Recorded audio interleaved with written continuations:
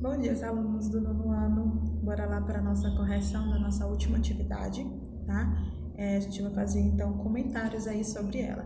Era uma atividade sobre interpretação de texto visual. No caso aí foi dado para vocês uma pintura de Jean-François Millet, né? As Respigadeiras.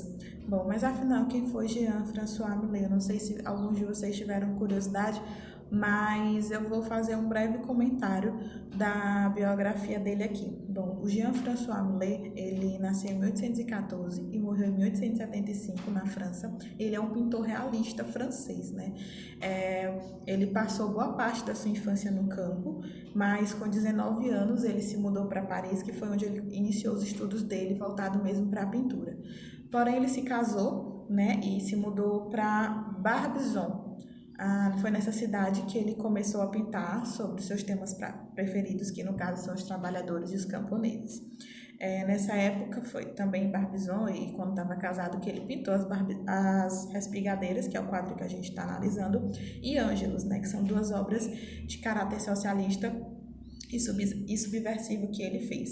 Ele foi reconhecido ainda em vida, porém já foi assim bem tarde mesmo, mas é aquele ditado, antes tarde do que nunca, porque o trabalho dele é belíssimo e muito bem feito.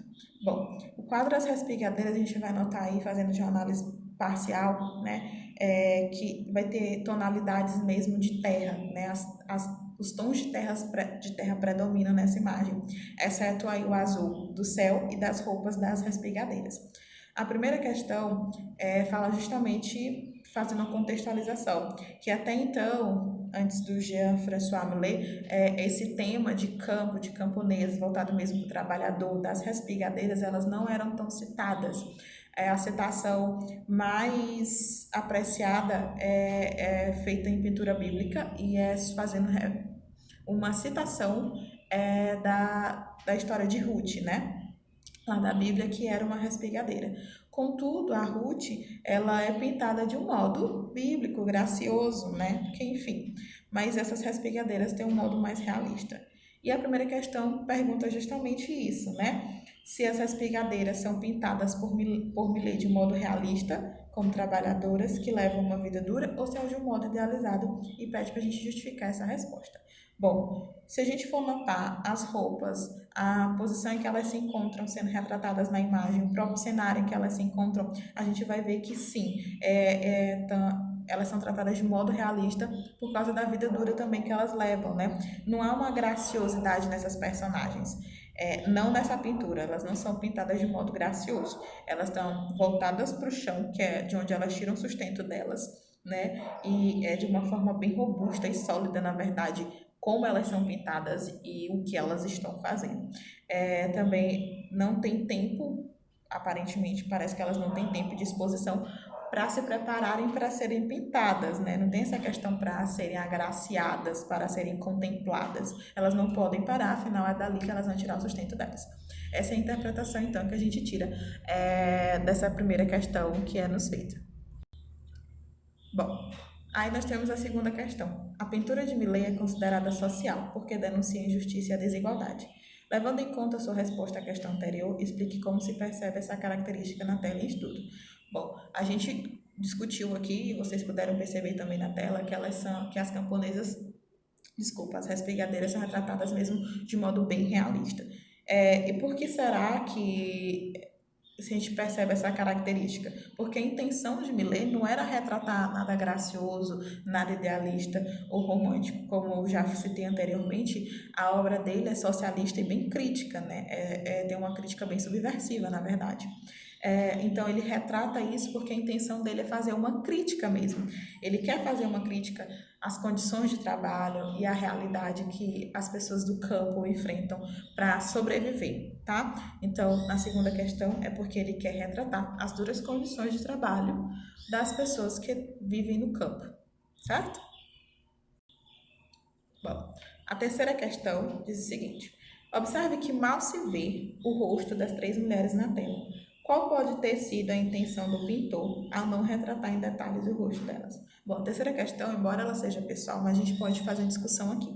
Bom, a gente não vê o rosto dela, mas bora considerar o seguinte: Não existem só essas 3 respigadeiras, não são só essas 3 mulheres que exercem essa função. Então, qual foi a intenção do pintor? Ele queria retratar uma profissão, na verdade, que é realizada por muitos, né? Ele preferiu mantê-las em anonimato porque elas representam o que milhares de outras pessoas fazem. Elas representam o que milhares de outras pessoas trabalham para sobreviver, como sobrevivem, as condições de trabalho que essas pessoas se submetem, certo? Então, a terceira questão é porque ele quer retratar que, assim como essas 3, elas não precisam ter um único rosto, porque elas representam milhares de outras pessoas que exercem a mesma função e estão passando pela mesma situação e dificuldade de trabalho. Bom, a quarta questão. Até mesmo por seu passado no campo, que ele cresceu no campo, né? Millet costumava demonstrar respeito e reverência pelo trabalho rural. Você acha que nesse quadro o pintor conferiu dignidade ao trabalho das respigadeiras e por quê? Bom, também é uma resposta pessoal, mas bora lá. Se vocês verem, se vocês observarem, elas estão muito compenetradas, focadas no que estão fazendo.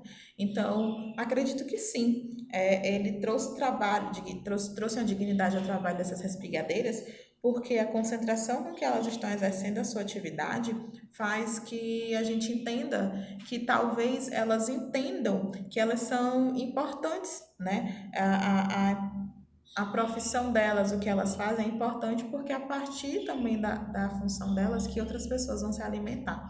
Então, a gente está trabalhando aqui com hipóteses, afinal a gente está fazendo uma análise de uma pintura, tá? Então, é possível interpretações, embora seja a resposta pessoal de vocês, mas essa é uma das interpretações, tá bom?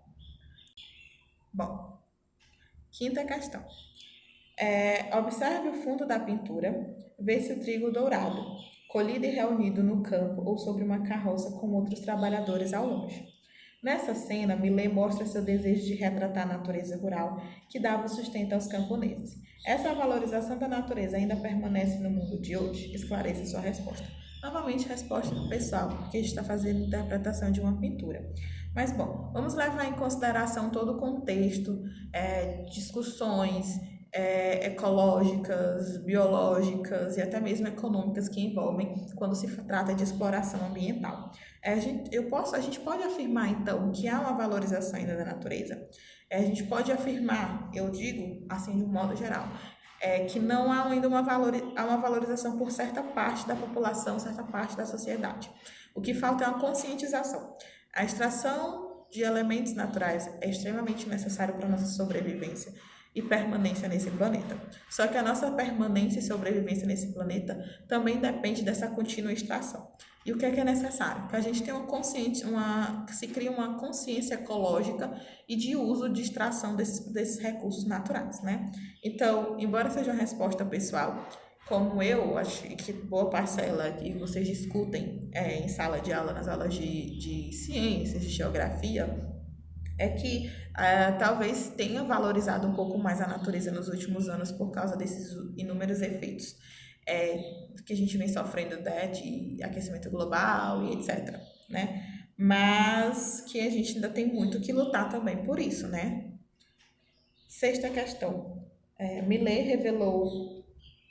revelou-se um cidadão comprometido com a realidade de sua época, denunciando as injustiças e as desigualdades sociais por meio de suas obras. Que injustiças e desigualdades sociais você gostaria de combater no mundo atual? Faça um texto de no mínimo 7 linhas.